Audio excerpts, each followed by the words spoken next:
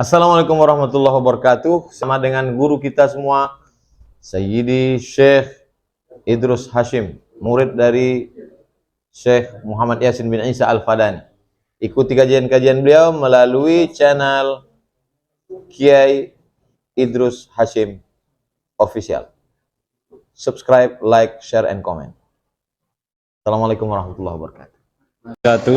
Waalaikumsalam warahmatullahi wabarakatuh. Sahabat Bawaslu dan masyarakat Indagri Hilir dimanapun Anda berada, hari ini kami Bawaslu Kabupaten Indagri Hilir sedang berada di Masjid An-Nur, Desa Benteng, Kelurahan Benteng, Kecamatan Sungai Batang, yang mana pada siang hari ini kami sedang bersama seorang ulama besar, Syekh Kiai Haji Idrus Hashim, yang mana beliau merupakan ulama besar Indagri Hilir, yang merupakan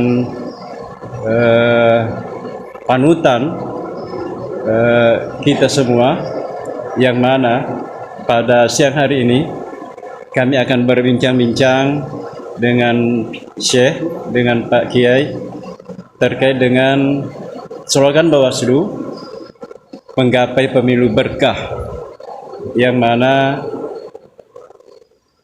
kami Bawaslu Kabupaten Indagri Hilir mencermati hasil pengawasan yang kami lakukan pada pemilu 2019 kemarin, yang mana kami melihat banyak hal-hal yang kurang elok dalam pelaksanaan pemilu kita itu. Banyak yang menghalalkan segala cara untuk menang, yang mana hal itu sangat bertentangan dengan surah Al-A'raf ayat 96, walau anna ahlal qura amanu wattaqu la fatahna alaihim barakatim minas samai wal ard walakin kassabu fa ahsnahum bima kanu yaksibun. Padahal Allah sudah menjelaskan kepada kita di surah Al-A'raf 96 tersebut bahwa keberkahan akan diturunkan oleh Allah Subhanahu wa taala dari langit dan bumi apabila kita beriman dan bertakwa. Tapi kita mengingkari ayat-ayat Allah Subhanahu wa taala, maka kita merasakan azab dari Allah akibat dari perbuatan kita. Semestinya pemilu itu mampu menghasilkan pemimpin yang mampu mengayomi kita, mampu melakukan pembangunan di sana sini, mampu mensejahterakan rakyat, mampu membawa kita menuju masyarakat adil dan makmur sebagaimana cita-cita proklamasi dari para pejuang bangsa ini. Tetapi ketika pemilu itu tidak berkah, pemilu itu dikotori dengan politik uang, menghalalkan segala cara untuk duduk sebagai anggota DPRD Kabupaten, sebagai anggota DPRD Provinsi, sebagai anggota DPR RI, sebagai anggota DPD, sebagai Presiden dan Wakil Presiden, bahkan sebagai Gubernur dan Wakil Gubernur, sebagai Bupati dan Wakil Bupati. Kalau para calon pemimpin kita ini menggunakan kekuatan uangnya untuk membeli suara rakyat, maka sudah pasti pemilu kita ini tidak berkah. Dan kita tidak bisa berharap apa-apa dari pemimpin yang seperti itu. Makanya pada siang hari ini kami semacam mengharapkan semacam fatwa dari ulama besar kita terkait dengan ini, bagaimana pada pemilu 2024 mendatang, yang insya Allah tanggal 14 Februari 2024 pemilu legislatif dan tanggal 27 November 2024 pemilu presiden dan wakil presiden, pemilu pilkada serentak, pemilihan gubernur dan wakil gubernur, bupati dan wakil bupati pada tanggal 27 November 2024 mendatang. Kita berharap pemilu yang akan kita laksanakan ini merupakan pemilu yang berkah, sehingga diridhoi Allah Subhanahu wa taala sehingga mendatangkan kebaikan bagi semuanya, bagi calon yang terpilih, kebaikan bagi rakyat pada umumnya. Baik sahabat Bawaslu, berikutnya beberapa pertanyaan akan kami tanyakan kepada Pak Kiai kita terkait dengan pemilu berkah ini. Sebelumnya terima kasih Pak Kiai atas kesediaannya memberikan kesempatan kami untuk wawancara ini. Pertanyaan yang pertama, Syekh, terkait berkah sebenarnya itu.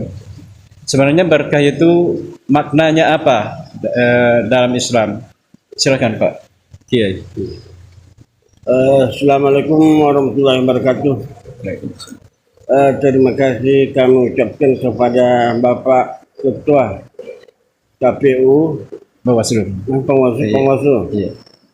Kabupaten Dargiri memberikan kami waktu untuk menjawab sebagian daripada pertanyaan-pertanyaan beliau, bagaimana negara kita, negeri kita bisa menjadi jaya. Yang pertama ditanyakan tadinya, apa itu berkah? Berkah itu banyak artinya. Antara lain yang dinamakan berkah, barang itu apabila berkah tidak sia-sia jadinya. Artinya kadang-kadang kita punya duit banyak, tapi berkahnya tidak ada, akhirnya habis begitu saja. Ya. Kadang-kadang kita juga lama menjadi pejabat, tapi berkahnya tidak ada berkah, akhirnya tidak ada dibangun di kampung. Ini berkah. Tapi kadang-kadang orang tidak banyak, uangnya tidak banyak, gajinya tidak banyak, cukup-cukupan, tapi kehidupannya dia sejahtera, juga masyarakat juga sejahtera. Begitu pembangunan kelihatan ya seperti orang tua kita dulu. Orang tua kita di benteng ini kalau kita lihat dia tebang kayu, kayu besar, bukan blok-blokan, tetapi namanya itu hutang belantara. Pakai kapak. Bukan pakai sensor saat sekarang ini. Tapi alhamdulillah semuanya bisa haji, anaknya semuanya sekolah. Artinya kehidupannya sejahtera. Sekarang alhamdulillah semuanya sudah ada, sensor sudah ada, pokoknya racun sudah ada. Tapi mengapa menjadi dulunya kebun menjadi bukan sekarang ini? Mengapa? Karena berkah tidak ada. Jadi mudah-mudahan kita bisa menggapai itu. Bagaimana bisa mendapatkan keberkahan? Dikarenakan menjalankan perintah-perintah Allah SWT dan selalu menjauh daripada larangan Allah SWT. Seperti dulunya orang tua kita saling membantu satu sama lain. Tidak saling menjatuhkan satu sama lain. Kalau sekarang kadang-kadang mau satu saling menjatuhkan. Akhirnya berkat tidak ada. Karena tidak mencari kebenaran, akan tetapi dicari adalah kemenangan. Pokoknya bagaimana caranya saya bisa menang, walaupun salah. Kalau dulunya tidak, walaupun murid dia atau anak dia sendiri atau ponakan dia sendiri, tapi dia bisa mampu, itu yang diangkat sehingga menjalankan kebenaran yang sebenarnya. Akhirnya menjadi kampung kita sejahtera. Mudah-mudahan akan datang begitu juga kita bisa mengangkat kira-kira siapa bisa menjalankan kebenaran yang sebenarnya, bisa bekerja dengan sebenarnya, bukan mencari kesempatan. Ya. Kemudian mudah-mudahan anak-anak kami atau adik kami juga dari masyarakat. Kalau dulunya mengangkat pemimpin yang betul-betul memimpin, bisa mengatur, disegani oleh masyarakat dan menjalankan dengan sebenarnya. Kalau sekarang enggak, banyak masyarakat memilih pemimpin yang banyak duitnya. Atau siapa yang berikan siapa yang banyak pemberiannya itu yang dipilih walaupun bengak. Tidak tahu, sehingga duduk nanti di dewan, ya duduk menjadi datang duduk dengan duit di 4D-nya. Itu cuma yang dia apa? Iya. 4D-nya. Datang duduk dengan duit. Nah, jadi kalau dulu tidak, orang tua kita menyangkat pemimpin yang betul-betul bisa memimpin, disegani, bisa mengayomi masyarakat, dan bisa membangun negeri dengan baik. Karena memang itu tujuannya, untuk membangun negeri. Kalau tidak dari niatnya. Dari niatnya, ya niatnya memang. Jadi masyarakat pun juga jangan hanya pemerintah, tapi masyarakat juga harus tahu. Kalau sekarang sudah terbuka, siapa kira-kira yang bisa menjadi pemimpin, betul-betul pemimpin. Jangan seperti si anu saya mangkat Pak Do. Kalau Pak Do menjadi ini anak buah saya, senang saya atur. Kalau sudah komandan kita diatur, ini yang terjadi sekarang. Larilah daripada teman tadi, walau anna alal qura amanu wattaqau la fatahna alaihim barakatin minas sama. Ya. Karena dia memilih pemimpin yang mudah diatur. Ya. Mudah dikendalikan. Ya, mudah. Jadi kalau komandan mau diatur, otomatis hancur. Karena dia pemimpin. Pemimpin itu harus melihat, oh ini yang kebaikan masyarakat, ini kebaikan negara, ini bisa kesejahteraan masyarakat, itu negara. Ya. Jadi itu cukup sampai di sini aja dulu. Nanti kalau ada pertanyaan saya akan pertanyakan lagi. Yang sekarang ini Syekh, politik uang itu kayaknya yang kita anggap banyak menghilangkan berkah dari pemilu itu, karena itu tadi mengandalkan uangnya, sama aja membeli jabatan itu dibeli. Betul. Iya. Kira-kira kenapa terjadi seperti itu, Syekh? Apa penyebabnya kira-kira politik uang ini marak di setiap pemilihan pemimpin? Kalau saya lihat menjadi penyebab dikenakan pertama ilmu kita dangkal di situ, mengetahui mana yang benar sebenarnya, mana yang benar, mana yang salah. Kedua, keimanan kita sangat tipis. Yang ketiga, ketakwaan kita kepada Allah Subhanahu wa taala. Padahal sebaiknya itu mau didahulukan. Kita harus takut kepada Allah Subhanahu wa taala karena Dia menciptakan kita dan alam semesta ini.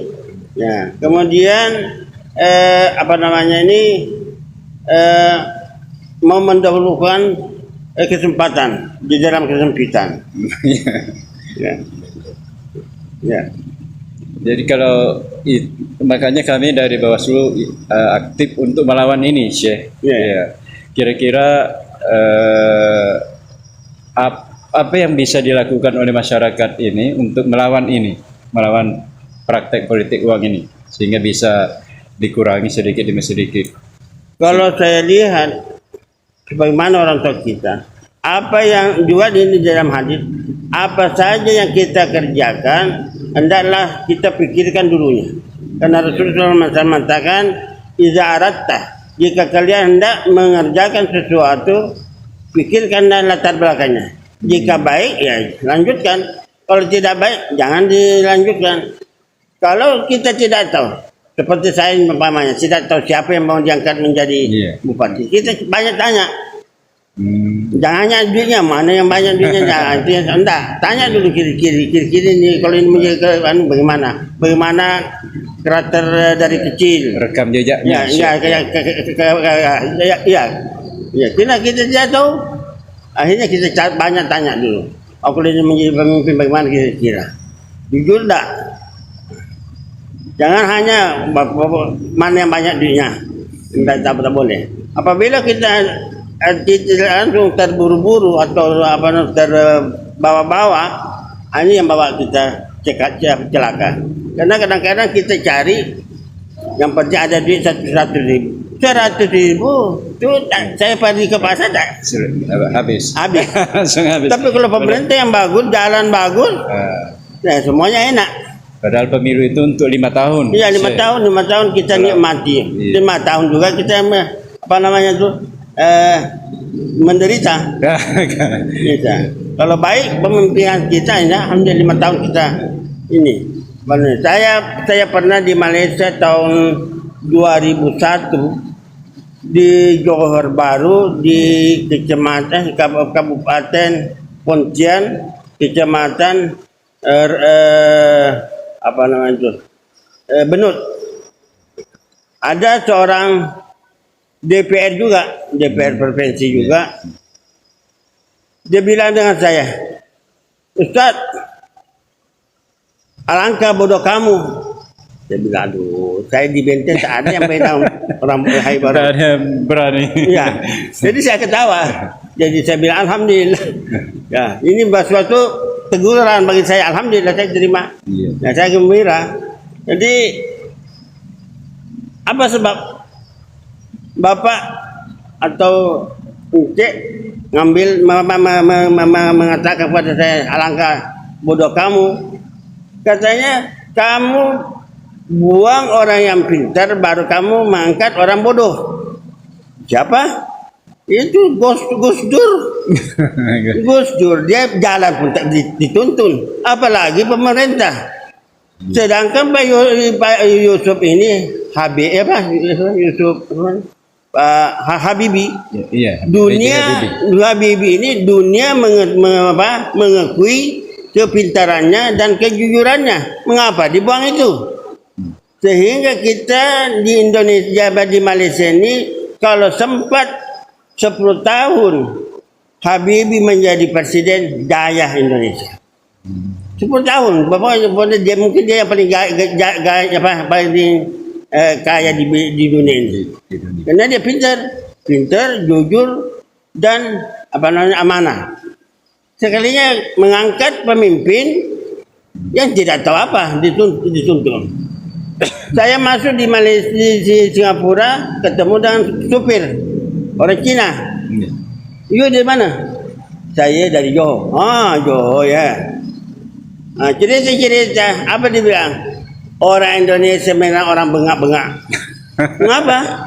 Iya, ngangkat orang yang tak tahu jalan, baru dibuang orang yang pintar. Nah, ini maksudnya. Maksud saya sampaikan ini bukan kita merendahkan Gus Dur. Enggak. Dia punya kelebihan juga. Cuma pemimpin itu harus pertama fisiknya bagus, kedua IQ-nya bagus, ketiga keamanannya. Apabila ini ketika ini baik, insyaallah ini ketiga-tiganya agak kurang. Jadi mudah-mudahan yang akan datang kita mencari atau mencari pemimpin, memilih pemimpin yang bisa menjadi pemimpin. Jangan hanya yang mau diatur. Ya. Iya. Insyaallah. Insyaallah, mudah-mudahan kita mampu melakukan itu. Insyaallah. Amin.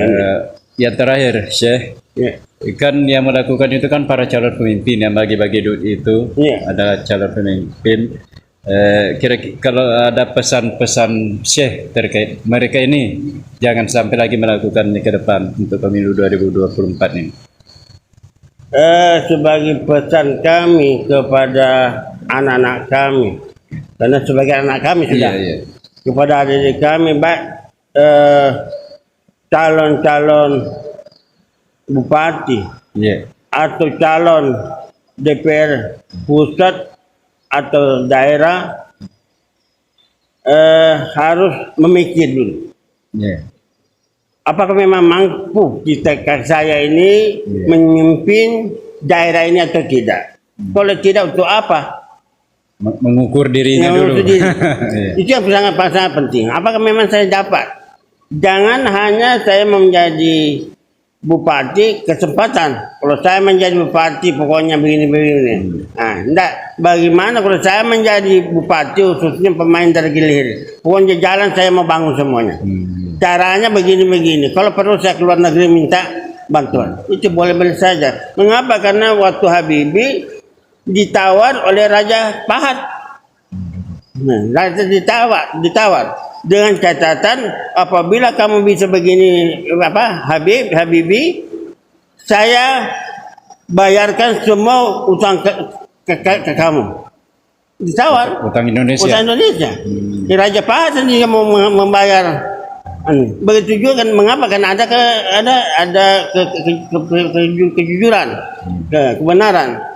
Begitu juga di daerah ini. Andainya umpamanya kita di sini Indragiri Hilir, kalau kita lihat semuanya duit, di bawah duit, di atas duit, berjalan duit. Tapi mengapa kita menjadi miskin? Ya, itu dia. Mengapa miskin? Wah, dibandingkan di Arab Saudi, dari Madinah ke Mekah, masya Allah gersan, tak ada. Tapi mengapa bisa kaya? Karena itu tadi. Berarti berkah itu. Berkah orang anak Al-Quran. Iya. Nah, begitu juga saya pesan kepada adik kami yang akan menjadi bupati ini, betul-betul niatnya pasang dengan baik. Bahwa saya mau menjadi bupati atau menjadi gubernur atau menjadi DPR dan sebagainya, insya Allah saya memperbaiki. Ya, mudah-mudahan Allah SWT memberikan kekuatan sehingga ini.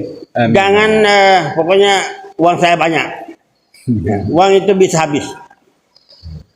Kemudian kami pesan kepada seluruh masyarakat khususnya yang dari Dargil Hilir, hendaklah berpikir.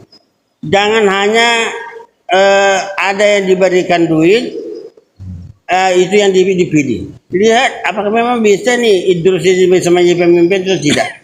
Ya, saya sendiri terus terang mohon maaf, saya bicara dengan Pak Bupati di Perkija kemarin, Pak, mengapa saya dipilih menjadi apa namanya itu terbaik?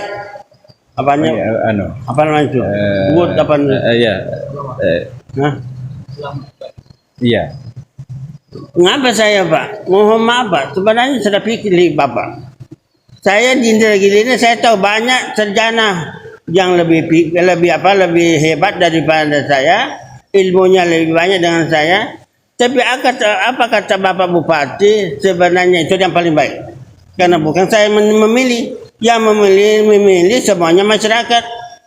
Jadi itu yang terbaik. Jadi begitu juga kita lihat ini mana yang paling banyak dan kita harus tahu, oh ini yang memilih ini. Jangan hanya sekedar paling ini kasih dengan saya baju satu pasang, alhamdulillah itu yang saya pilih. Oh, jangan. Ya. Kalau dikasih tak apa-apa, tapi jangan minta.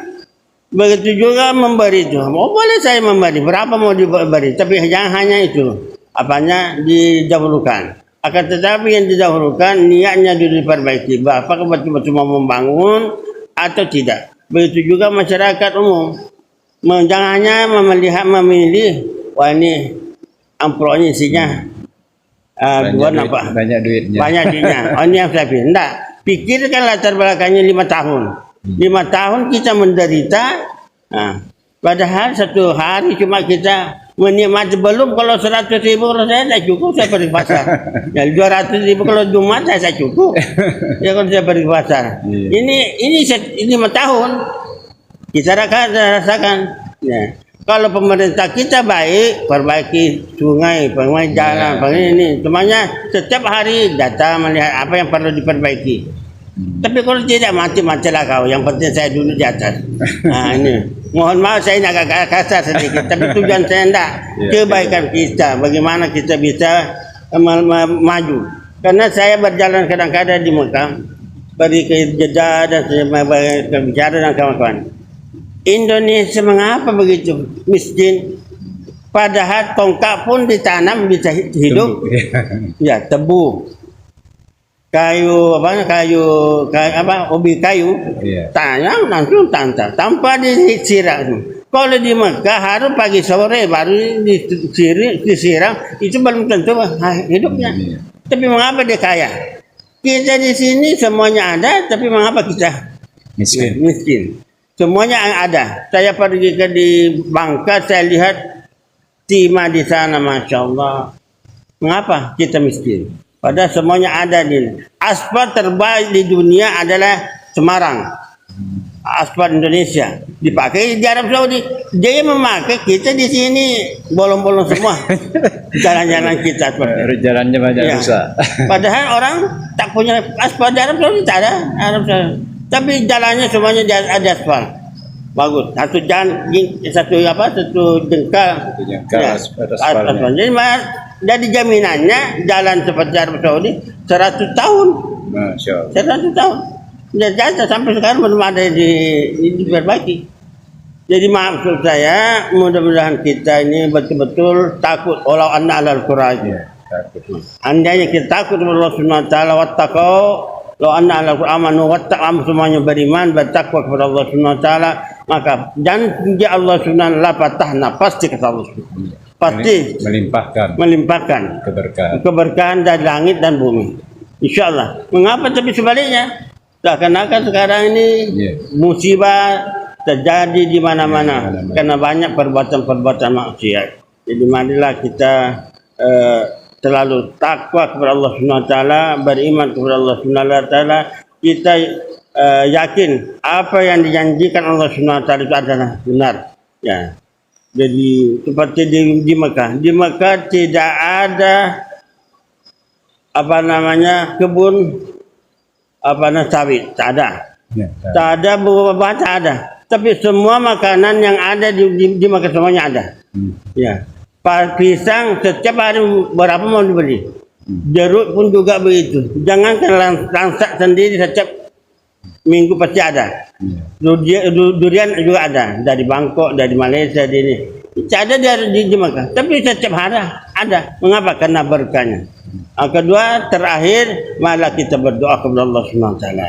Mudah-mudahan Allah Subhanahu wa taala memberikan kepada kita keimanan dan ketakwaan kepada Allah Subhanahu wa taala, sehingga kita semuanya, baik dari masyarakat begitu juga dari pemerintahan, dapat menjalankan dengan sebenarnya, menjalankan kebenaran dengan sebenarnya. Amin. Sehingga menjadi negeri kita waladun thayyibah wa rabbun ghafur.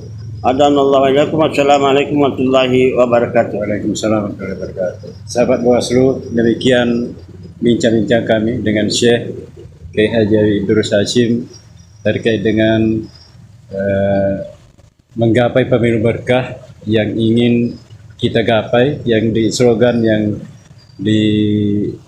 disampaikan oleh Bawaslu, ya. Mudah-mudahan apa yang disampaikan Syekh kita pada siang hari ini dapat kita laksanakan, dapat menjadi pedoman bagi kita, bagi siapa saja, bagi penyelenggara pemilu, bagi peserta pemilu, bagi caleg-caleg kita ke depannya itu, dan bagi pemilih itu sendiri, ya, bahwa kita harus benar-benar mengutamakan keimanan dan ketakwaan kepada Allah Subhanahu wa taala dalam melakukan proses pemilu ini. Kalau kita ingin mendapatkan limpahan rahmat dari Allah Subhanahu wa taala dari berbagai penjuru, dari langit, dari bumi, dan jangan sampai kita dianggap mengingkari ayat-ayat Allah Subhanahu wa taala. Kalau itu yang terjadi, maka siksa Allah itu sangat pedih bagi kita, bukan hanya di akhirat tetapi bisa kita rasakan juga di dunia. Sahabat Bawaslu, demikian, terima kasih atas kesempatan ini. Saya Assalamualaikum warahmatullahi wabarakatuh. Terima kasih.